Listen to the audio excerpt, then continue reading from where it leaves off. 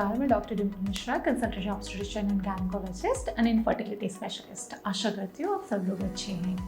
आज की इस वीडियो में हम लोग जानेंगे कि जब आईवीएफ सक्सेस हो जाता है, जब प्रेगनेंसी टेस्ट पॉजिटिव आती है, तो हम उस प्रेगनेंसी की देखभाल कैसे करें।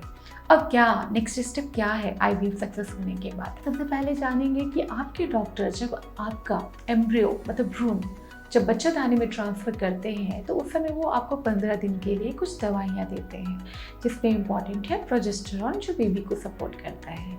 फिर भ्रूण ट्रांसफ़र करने के 15 दिन के बाद आपके डॉक्टर प्रेगनेंसी टेस्ट करते हैं, और जब वो पॉजिटिव आता है तो ये जो मोमेंट है वो आपके लिए और आपके डॉक्टर के लिए, दोनों के लिए ही बहुत ही सुंदर होता है। दोनों ही काफ़ी खुश होते हैं कि ये स्टोरी जो है वो सक्सेस हो गई।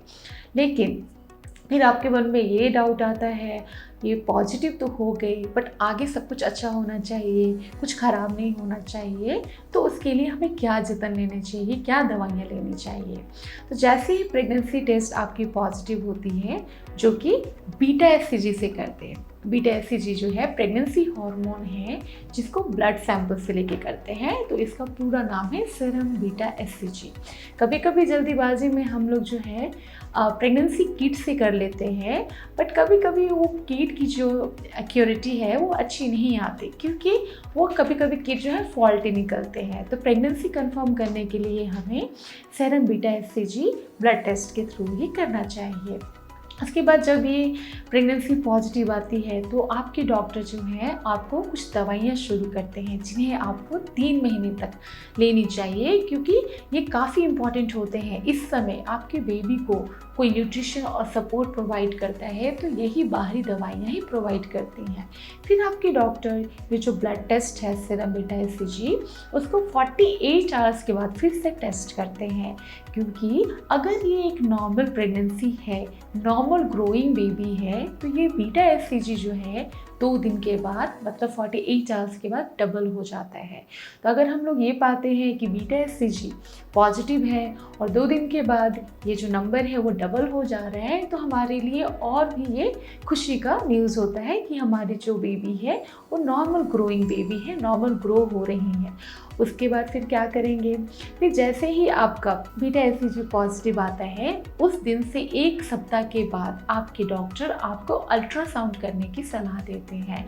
इस अल्ट्रासाउंड करने से हमें ये दिखता है कि बेबी एग्जैक्टली किधर है, बेबी का लोकेशन बच्चादानी में है या बच्चादानी के बाहर है। बच्चादानी के अंदर लोकेशन तो नॉर्मल होता है, बट बच्चादानी के बाहर का लोकेशन नॉर्मल नहीं होता। तो इस सोनोग्राफी में हम लोग एक बात कंफर्म कर लेते हैं कि लोकेशन क्या है बेबी का, कि बेबी तो बच्चादानी के अंदर ही तो है, और दूसरी बात आपको इस आईवीएफ से सिंगल बेबी हुई है या ट्विन प्रेगनेंसी हुई है। इसके अलावा कभी कभी ये जो 15 दिन का टाइम होता है एम्ब्रियो ट्रांसफ़र करने के बाद, इस बीच पेशेंट को जो है थोड़ा स्पॉटिंग और ब्लीडिंग हो सकता है, जिसको इम्प्लांटेशन ब्लीडिंग कहते हैं, और वो नॉर्मल है। उसके लिए आपको घबराना नहीं है कि क्या हो गया, मेरा क्या मिसकैरेज हो गया, ऐसा कोई बात नहीं है। बट आपको अगर ऐसी ब्लीडिंग स्पॉटिंग होती है तो आपको ज़रूर अपने डॉक्टर को कंसल्ट करना चाहिए। तो फिर बीटा एचसीजी पॉजिटिव होने के बाद हमने 1 हफ्ते के बाद सोनोग्राफी किया। सोनोग्राफी में हमने देख लिया कि बेबी बच्चादानी के अंदर ही है। उसके बाद फिर हम लोग क्या करेंगे, उसके बाद फिर 7वें सप्ताह में हम लोग फिर से अल्ट्रासाउंड करेंगे, देखने के लिए कि बेबी की हार्ट बीट आई है या नहीं आई है। जब बेबी का हार्ट बीट आ जाता है तो हम लोग प्रेगनेंसी के लिए कंफर्म हो जाते हैं, और इस टाइम हम लोग अपने फैमिली मेम्बर्स को, अपने दोस्तों को ये गुड न्यूज़ बोल सकते हैं कि हम प्रेग्नेंट हैं और हमारा बेबी जो है सही सलामत है। तो ये हुआ। बट ये बैक टू बैक जो अल्ट्रासाउंड कराते हैं, काफ़ी पेशेंट के मन में ये डाउट होता है कि इतनी बार हम लोग सोनोग्राफी करा रहे हैं, ये हमारे ग्रोइंग बच्चे के लिए हार्मफुल होगा क्या। तो ऐसा बिल्कुल भी नहीं है, क्योंकि सोनोग्राफी के जो वेव होते हैं वो साउंड वेव होते हैं, ये कोई एक्सरे वेव नहीं होते हैं। तो इसके लिए आप निश्चिंत रहें कि ये जो बार बार सोनोग्राफी करा रहे हैं ये आपको, आपके बेबी को बिल्कुल नुकसान नहीं करेगा। आपको बस ध्यान देना है कि आपके डॉक्टर जो आपको दवाइयाँ दे रहे हैं 3 मंथ्स के लिए, वो आपको नियम से लेना है। कुछ पेशेंट को उनके डॉक्टर ब्लड थिनर्स टैबलेट के फॉर्म में, एस्पिरिन या इंजेक्शन के फॉर्म में हेपेरिन देते हैं, वो आप अपने डॉक्टर से बिना पूछे आपको स्टॉप नहीं करना है, आपको अपने डॉक्टर की सलाह लेनी है उसके लिए। और ये जो भी डॉक्टर आपको ट्रीटमेंट देंगे 3 महीने तक आपको नियम से लेना है, क्योंकि ये 3 महीने इंपॉर्टेंट होते हैं, क्योंकि अभी तक जो है आपका नाल, जिसे प्लेसेंटा कहते हैं, जो बेबी को न्यूट्रिशन देता है, वो डेवलप नहीं हुआ रहता। इस बीच में ये बाहर की जो दवाइयाँ हैं यही बच्चे को न्यूट्रिशन प्रोवाइड करती हैं।